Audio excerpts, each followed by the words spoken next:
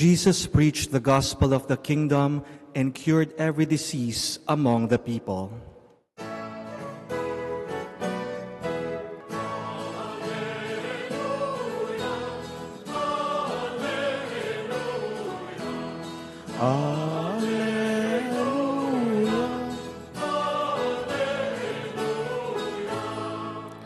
The Lord be with you.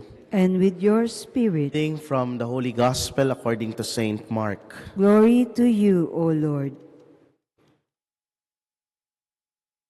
After making the crossing to the other side of the sea, Jesus and his disciples came to land at Gennesaret and tied up there. As they were leaving the boat, people immediately recognized him. They scurried about the surrounding country and began to bring in the sick on mats to wherever they heard he was. Whatever villages or towns or countryside he entered, they laid the sick in the marketplaces and begged him that they might touch only the tassel on his cloak, and as many as touched it were healed. My dear friends, the Gospel of the Lord. Praise to you, Lord Jesus Christ. Good evening, my dear brothers and sisters, and greetings and blessings as well for all those who are with us through our live streaming sa Facebook page ng Chapel of the Eucharistic Lord. When do we say in Filipinos, in Filipino, na sinasabi natin, uy, nakaka-touch ka naman? Ano yung mga pagkakataon? What are these moments when we say to other people, or any situation, nakaka-touch naman. No? May mga pagkakataon na may nagbibigay sa atin ng mga regalo and nakakataba yun ng puso. Sinasabi namin, uy, nakaka-touch ka naman. No? O kaya kapag ka naalala yung birthday mo, naalala yung mga espesyal na okasyon sa buhay mo, no? Sabi natin, nakaka-touch ka naman. Kanina sa mga misa ko po sa pasyente, sa National Center for Mental Health, sa isang pavilion, tinanong ko rin sila, kailan nyo nasasabing natatouch kayo? No? May isang nagsabi, Father, kapag ka po dinadalaw kami, napakadalang kasi ng dalaw sa kanila. And it's as if for them, when they are visited by relatives, by friends, it is a moment wherein they feel they are really touched. No? And with that, parang I can say na, uy, merong, pag nasasabi natin yung mga bagay na ito, pag nasasabi natin natatouch tayo sa isang event, o sa isang pelikula, o sa isang moment, there is something happening inside. May nangyayari sa ating mga kalooban. It might be a consolation on our part. It might be a time wherein something is reconciled, something is being healed inside. Di ba? Lalo yung mga childhood scars, mga wounds of the past, parang merong nagkakaroon ng reconciliation at healing.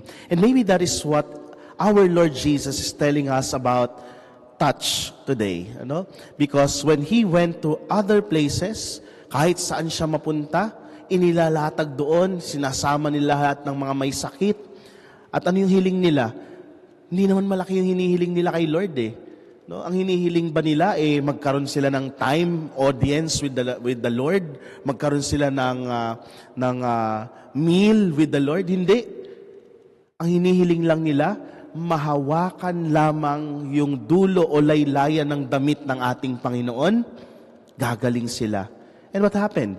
Gumaling ang lahat ng mga may sakit na nakahawak sa ating Panginoon.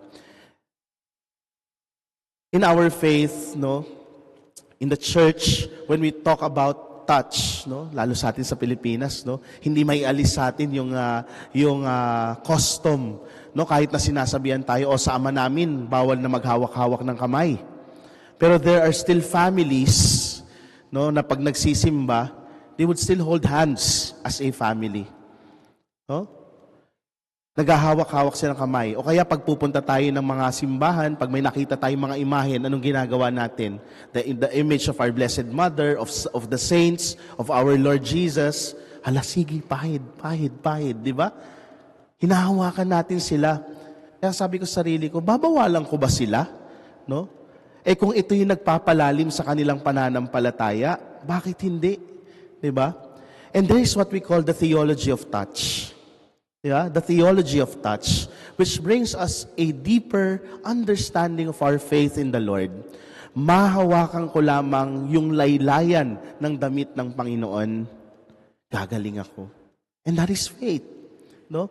When do we experience this kind, most especially in our contemporary time? No? Sa atin bilang mga Katolikong Kristiyano, when we pray to the Lord, we might not physically touch Jesus, but through the images that we have, the crucifix, no, the Blessed Sacrament, when we pray, parang hinahawakan na natin ang Panginoon. When we receive our Lord in the Eucharist, it's more than just touching the Lord. It is receiving the Lord in our lives. Diba? Tinatanggap natin siya sa banal na komunyon at nakikipagkaisa ang Panginoon sa atin. That is more than touch.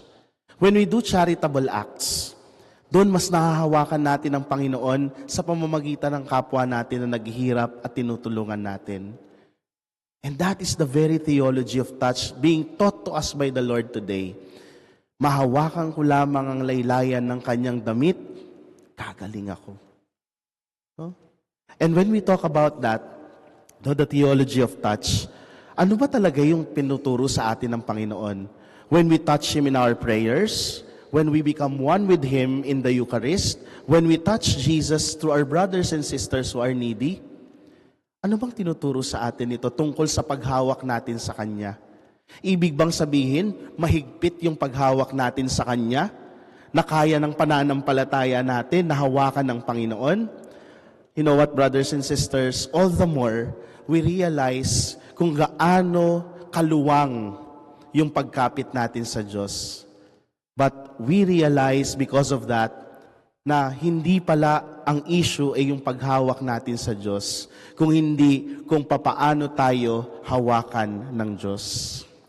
Hindi ba't we realize na, ay mas mahigpit pala yung yakap, mas mahigpit pala yung kapit ng Diyos sa akin, hindi niya pala ako pinababayaan. That is where healing comes. No? When we realize that our faith tells us that healing comes only from our Lord. And so, my dear brothers and sisters, as we continue with this Eucharistic celebration, may naalala lang ako na nabasa ko sa isang adoration chapel, to end.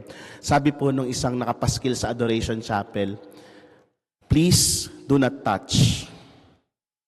Pertaining to the Blessed Sacrament, tayo mga Pilipino, matitigas ulo natin, Yung salamin doon sa Blessed Sacrament, punong-puno ng fingerprints.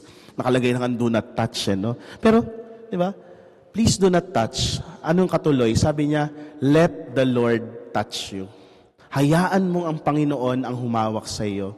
My dear brothers and sisters, as we realize how loose our grip is to the Lord, may we realize also how strong God continues to hold us. Kung papaanong mahigpit tayong hinahawakan ng Diyos, inaalalayan, ginagabayan, at hinihilom sa lahat ng ating mga karamdaman. We ask for this grace from our Lord today as we receive Him in the Eucharist, as we become one with Him. Kumapit tayo, yes, to realize kung papaanong higpit ang pagkapit sa atin ng Panginoon.